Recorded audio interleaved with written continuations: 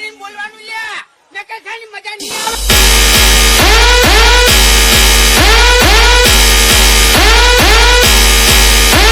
હજુ તો આ બંકાન છે ને મેં રજા નહીં આવી નક માથા સિવાય ના સોળે.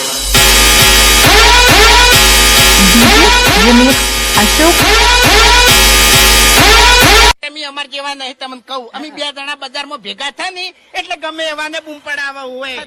બધા